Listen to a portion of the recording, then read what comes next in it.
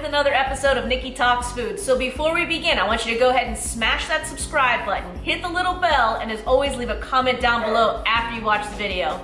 We got a puppy. He's barking. We're trying. Look at this guy. Say hello to the people, Ollie. But he's just a baby. If you have any suggestions on how to keep this guy busy while I film my YouTube show, please don't forget to leave a comment down below. So today we're gonna make skillet bread in a cast iron skillet. We're using whole wheat flour and we're also using all-purpose flour. As you guys know, there's not a lot of ingredients available right now due to the coronavirus. So I'm gonna teach you how to make bread out of what you got. So let's get started.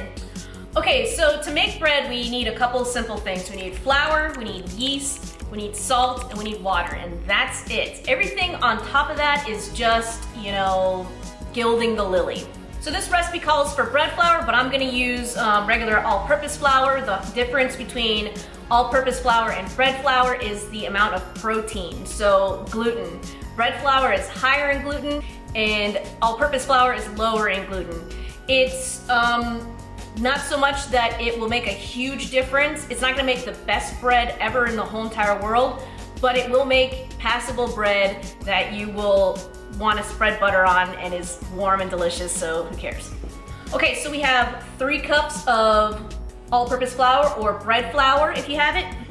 And then we have 2 cups of whole wheat flour. You can just use all-purpose flour for the whole thing if you want. I just happen to have whole wheat flour and I like the fiber count. Then we have 2 tablespoons of active dry yeast, or you can also use instant yeast. Then you'll use about 18 to 20 ounces of warm water. And the reason why that will fluctuate is because of the brand of the flour, the protein count of the flour. So there will always be a plus or minus on your water content. 3 teaspoons of salt. For honey, I'm using a local honey from a local hive apiary here in Tallahassee. This one is called Southern Table. We're gonna use about 1/4 cup of honey.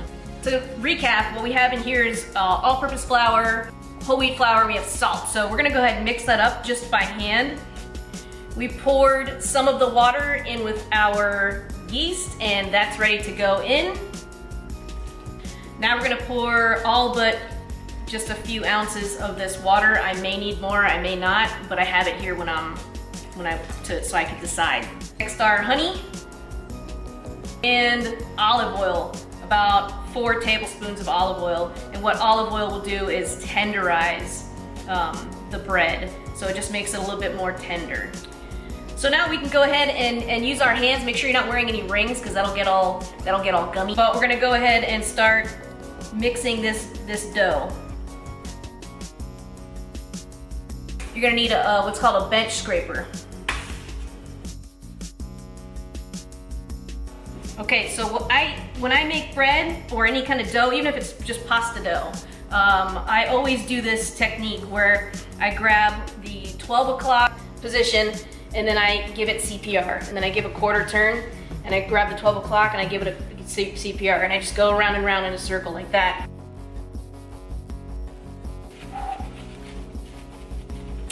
It's starting to glisten.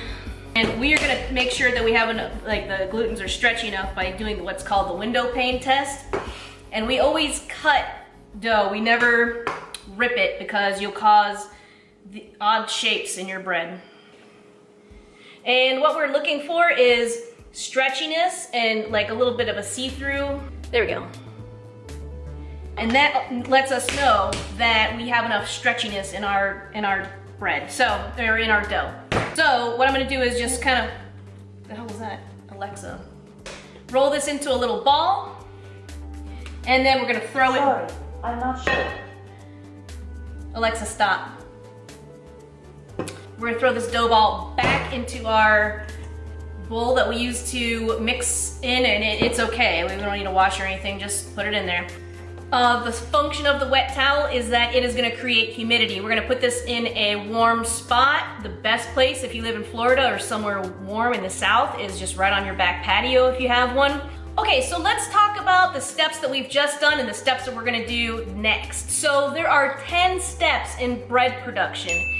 If you follow those 10 steps, you will definitely have bread at the end. Now we're gonna degas our dough ball. Throw a little bit of bench flour down. Push out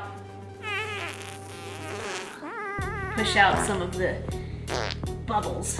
And that is going to allow the yeast to keep producing gas. So we are going to shape this into just a round shape. We're gonna put a little olive oil in the pan so it doesn't stick. And you know, this cast iron, it retains heat really well. So you're gonna have a nice crusty loaf of bread. Okay, so we're gonna give this some time to proof. We're gonna proof this again with our wet towel for about 20 minutes. It doesn't need to proof as long as the first time. So after the 20 minutes, then we'll score, then we'll bake. All right, we just finished our second round of proofing, and now it is time to score our dough. All right, real talk, this joker took about an hour to bake at 375, but it's perfect. I mean, it's nice and crusty. So I'm gonna go ahead and slice it up and we're gonna taste it.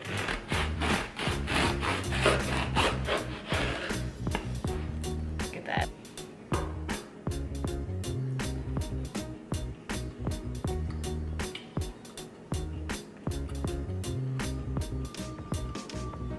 That is some yummy bread. Okay guys, so we followed the fundamentals of the 10 steps of bread production. I'm gonna put the recipe right here. Thanks for watching guys. If you like my show, don't forget to subscribe, hit the little bell so you know when I'm posting another video. I will be live streaming a lot, considering that I have nowhere to work now. So I will post on my Facebook page, Nikki Talks Food. I'll post the ingredients the day before if you want to cook along with me, but every Tuesday and Thursday at 6:30 p.m. I will live stream cooking a certain dish. So it might be dessert, it might be a main course, it could be a side dish, but we're gonna have like an interactive cooking session. So join me guys, twice a week, Tuesdays and Thursdays. I will live stream on YouTube and also Facebook Live. Thanks guys. You can also buy my pro seasoning at chefnikki.net. That's Nikki with 2 Ks, or nikkitalksfood.com. This is the ultimate all-purpose seasoning blend that it's one and done. It's made with Himalayan pink salt, a blend of peppers. It's not spicy, it's perfectly balanced, and I've used it for my entire culinary career. Thanks guys.